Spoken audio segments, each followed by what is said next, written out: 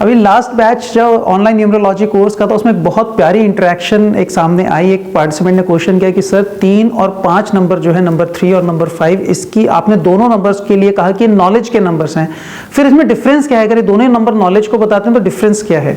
और मुझे लगा कि एक बहुत इंपॉर्टेंट क्वेश्चन है जिसकी जानकारी आप सब लोगों के साथ शेयर होनी जरूरी है।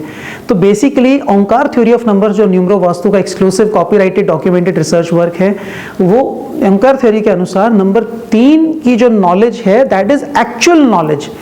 नंबर 5 जो है वो नॉलेज नहीं है, वो इंफॉर्मेशन एंड नो हाउ है, वो अवेयरनेस है, वो जानकारी है अपने समाज के प्रति, अपने आसपास के प्रति, जिस भी लाइन में आप काम कर रहे हैं उस काम के प्रति, उससे रिलेटेड लोगों के प्रति, उससे रिलेटेड प्रोसेसेस के प्रति जानकारी होना।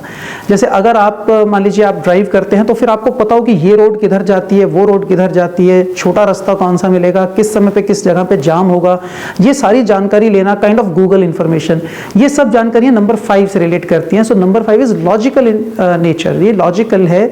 जो भी चीज आप फॉर्मूला के बेसिस पे डिड्यूस कर सकते हैं, कोई बेसिक सेट पैटर्न है, कोई थ्योरी है, उसके बेसिस पे आप कोई चीज समझ सकते हैं, लॉजिक्स के बेसिस पे समझ सकते हैं, वो नंबर 5 का डोमेन बनता है। और नंबर 3 है दैट इज बेसिकली इंट्यूशन, वो है वो जानकारी से ज्यादा है ज्ञान। और वो ज्ञान कैसे आता है? नंबर 5 का बेसिकली ज्ञान आता है इंट्यूशन से, ऑब्जर्वेशन से।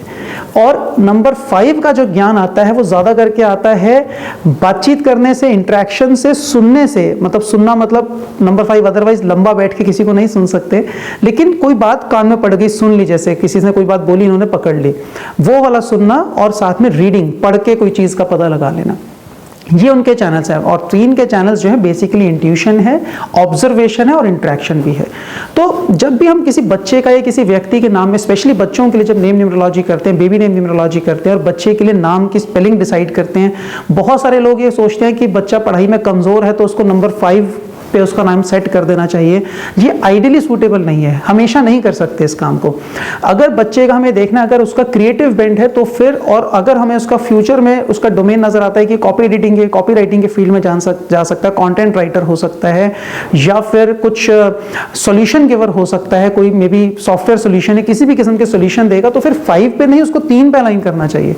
लेकिन अगर बच्चे को न्यूज़पेपर के दफ्तर में जाना है, प्रूफ रीडिंग करना है, स्पेलिंग मिस्टेक्स चेक करना है, टीचिंग करनी है, फिजिक्स, केमिस्ट्री, मैथमेटिक्स पढ़ाना है, ये उसके डोमेन है, ये उसकी स्ट्रेंथ है, अगर लॉजिक्स उसकी स्ट्रेंथ है, तो फिर उस बच्चे को नंबर 5 के ऊपर लेके आना चाहिए, 3 पे नहीं। और 3 वाले को 5 पे नहीं लाना चाहिए, क्योंकि एक क्रिएटिविटी का, सॉल्यूशंस का डोमेन है, इंट्यूशन का डोमेन है, दूसरा लॉजिक्स का, एग्जीक्यूशन से रिलेटेड जो मिडिल मैनेजमेंट है वहां पे है, जो ओरिजिनल आइडियाज को और एग्जीक्यूशन के बीच में एक ब्रिज का काम करता है। और इसलिए मनी ग्रिड न्यूमरोलॉजी में नंबर 5 को इतनी ज्यादा इंपॉर्टेंस दी जाती है कि आपके अल्फाबेट में, हमने एक पिछले वीडियो में भी कहा था कि ई और एन के अल्फाबेट आने चाहिए, उसके रीजन बेसिकली यही थे। तो आई ट्रस्ट कि 3 और 5 की नॉलेज का डिफरेंस आपको अच्छे से समझ में आया होगा। और अगर इस तरह के कोई क्वेश्चंस आपके माइंड में तो जरूर कमेंट बॉक्स में डाल के हमें बताइएगा, हम जल्दी से आंसर करने की कोशिश करेंगे। Thank you very much.